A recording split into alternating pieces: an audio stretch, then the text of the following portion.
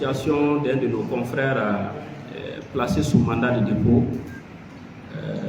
depuis avant-hier soir. Moi, je me nomme Boubacar Yankoué, je suis le président du mouvement de protection de la presse contre les violences MPV Mali.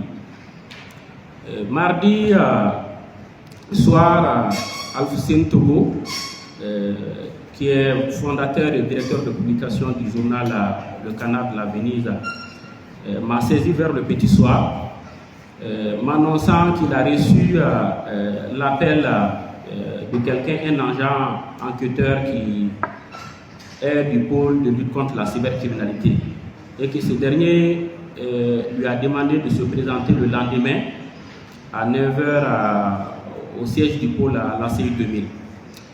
Lorsqu'il m'a posé, il m'a informé. Bon, moi j'étais quand même surpris, je lui ai demandé est-ce que lui-même personnellement il se reproche quelque chose.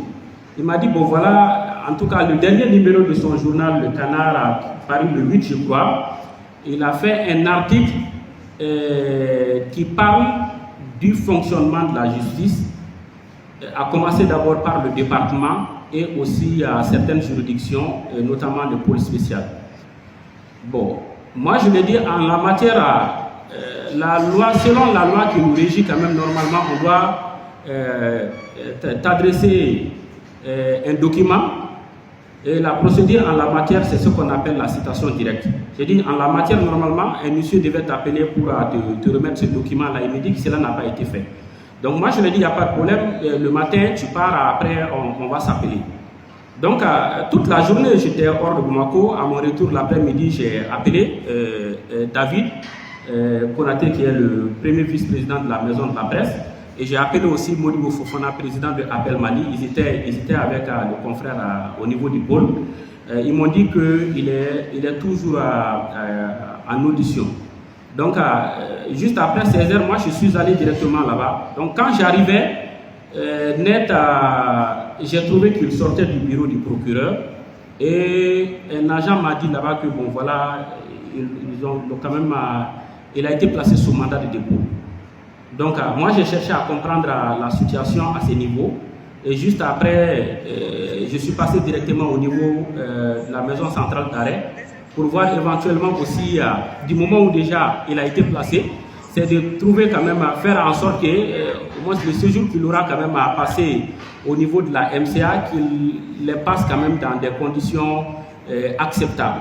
Et ces jours, je crois, je suis allé avec, hier, j'étais avec le président de l'UNAGEP Al-Badia et aussi son secrétaire à l'information, Aliou Touré. Nous nous sommes présentés là-bas. Mais avant d'aller, nous avons saisi d'abord la maison de la presse pour l'informer de la démarche que nous sommes en train de faire. Et avec la bénédiction de la maison de la presse, on est allé. C'est suite à cela que nous avons informé les uns et les autres par rapport à ça. Bon, à nous, à notre niveau, la première appréciation que nous avons faite du dossier, c'est quand même l'étonnement. L'étonnement pour la simple raison que, en tout cas, dans notre compréhension des choses, lorsqu'un journaliste commet un acte dans le cadre de sa profession, soit au niveau de la radio ou au niveau du journal papier ou la télé ou la presse en ligne, au moins c'est la loi 046 17 juillet 2000, normalement c'est sur la base de cela, et s'il y a lieu d'engager une procédure contre la personne, c'est sur la base de cette loi-là. Donc à ce niveau, nous avons dit honnêtement le fait que la loi a été contournée, parce que c'est comme si c'est sur la base, en tout cas de la procédure sur la cybercriminalité qu'il a été jugé. Et nous avons trouvé cela anormal, et nous l'avons aussi dit acquis de droit par rapport à la situation.